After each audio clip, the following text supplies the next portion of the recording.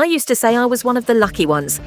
After my mum died when I was 12, I didn't just lose a parent, I lost the center of my universe.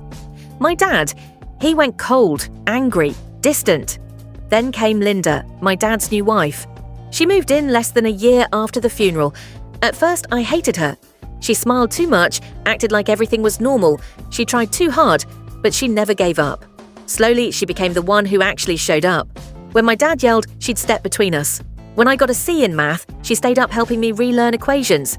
She even came to my football games when my dad didn't bother. Over time, I stopped calling her Linda. I started calling her Mum. My dad was hard, not just strict, cruel in quiet ways. He'd snap over dishes, scream when I flinched, and never once said he was proud of me. But Linda would sneak into my room with cookies after the storm passed. She'd whisper, "It's not your fault." She told me he was grieving. I believed her. When I got into college, she cried harder than I did. When I moved out at 18, I hugged her like a son hugs his real mum. We texted weekly, and when my dad died suddenly 3 years ago, heart attack, she collapsed into my arms. I held her like a son does. I even gave her a chunk of my inheritance.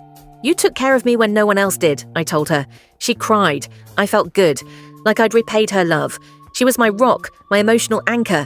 When I got dumped at 22, I didn't call my girlfriend. I called her. She told me I was worthy, that I was a good man, that she'd raised me right. She helped me move into my first apartment, helped paint the walls, gave me furniture from her own home. Every Christmas, she gave me little notes about how proud she was of me. Every year, I believed her more.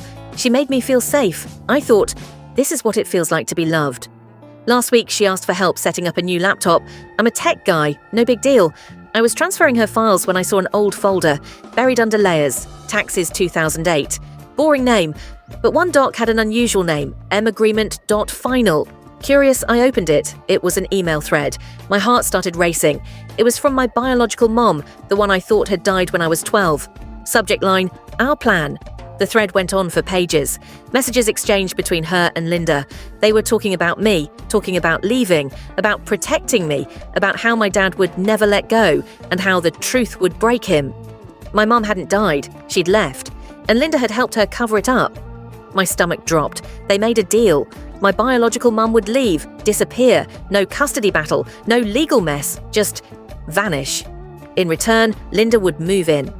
"Keep him safe," she wrote. "Give him a better home. My real mum even said, he'll hate me if he knows. It's better if he thinks I'm gone." Linda replied, "I'll be the villain if I have to, but I'll love him like my own." And she did. For 10 years. But it wasn't real. It was a setup, a calculated lie. I'd mourned a mother who was alive, trusted a woman who helped to raise her. I lay awake that night, remembering everything. The funeral I never saw, the empty casket, the way no one let me see her body. I cried for nothing. Every hug from Linda felt dirty now. Every tear she shed, rehearsed. Every kind word, manipulation. Did she ever love me? Or was I just a job? A promise she made? Did she enjoy replacing my mother? My grief, my entire childhood, was built on a lie. And I didn't know who I was anymore. I haven't confronted her yet.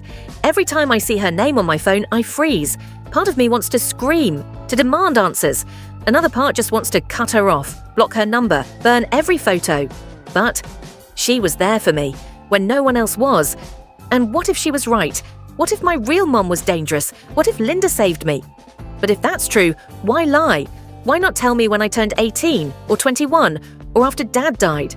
I have her address. I have my real mum's name now too. I could confront both of them, or I could vanish just like they did. Last night, I drove to an unfamiliar neighborhood, my heart pounding. GPS said I'd arrived. I stood outside a house, white shutters, wind chimes. On the mailbox, M. Callahan, my mother's name. I stood there for 10 minutes, frozen. Then the door opened. A woman stepped out. I knew her face instantly, even after 14 years. She looked at me, confused. Then her eyes widened. "Oh my God," she whispered. I said one word. "Why?" And then she stood frozen in the doorway. I hadn't seen her in 14 years. And yet I knew. The curve of her cheek, the way her hand trembled over her mouth. "It's you," she whispered. "I thought you were dead." Her knees buckled. She stepped back and motioned me in. "Please, let me explain." I followed her inside.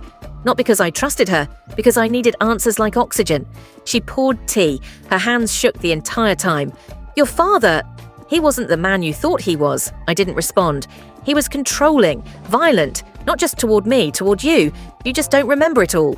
So you left and let me believe you were dead." She nodded, tears in her eyes. "I thought you were safer without me. Linda and I, we agreed. She could give you what I couldn't." "You let me mourn you for 10 years, I said quietly. "Do you have any idea what that did to me?" She broke. "Every birthday, every Christmas, I watched from afar. Linda sent me photos. I have all of them." She opened a box, pictures, school drawings, letters I'd written Linda, and ones I'd written to my mom as a kid. Unsent. Linda must have kept them. My breath caught. The letters were here.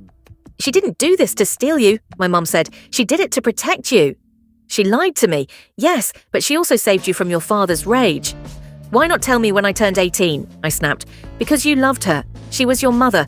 What would have happened if we told you then? What would it have broken in you?" "So you chose to keep lying. We chose to let you heal. You chose for me." Silence. She didn't fight that. She looked down. "I've wanted to reach out so many times, but Linda begged me to wait. She thought, maybe someday you'd be strong enough to know the truth." My head spun. I hated her. I pitied her. I wanted to scream, to cry, to hug her, to run. Was my dad really abusive? Were the memories I had of him filtered, sanitized? Had Linda saved me or stolen me? What's worse, being abandoned or being loved under a lie? I didn't know anymore. I left without saying goodbye, drove straight to Linda's house. She opened the door smiling. "Hey, kiddo, what's up?" I stared at her. "I found the emails." Her face fell. "You lied to me. I protected you. You let me grieve a living mother. You let me hand you inheritance money thinking you were the only family I had. I didn't want your money. But you took it, just like you took my life and rewrote it. If I could go back and change it, I would, but I won't apologize for loving you." Her voice cracked. "I never pretended, not for 1 second. That love was real." I stared at her. "You had a choice, and you took it from me." I turned to leave. She called out, "If I hadn't, he would have destroyed you." That night, I couldn't sleep. I dug through the last of my dad's boxes, found an old black journal, his. Pages of rage, paranoia, notes about tracking my mum, threats scribbled, even recordings he planned to use in court. I felt sick. My mum hadn't lied. Neither had Linda. My dad really was dangerous. I remembered the bruises I never questioned, the accidents. They did save me, but it didn't make the lies hurt less. I stood at the intersection of past and present. My mother was alive, but not in my memories. Linda had raised me in truth, but built it on a lie. I wasn't the person I thought I was. And maybe that's okay. Maybe it's not. I needed space. I told Linda I wouldn't be visiting for a while. I told my mother the same. For once, I needed to decide who I was without anyone else writing my story. I sat down to write a letter, not to Linda, not to my mum, to the boy I was at 12.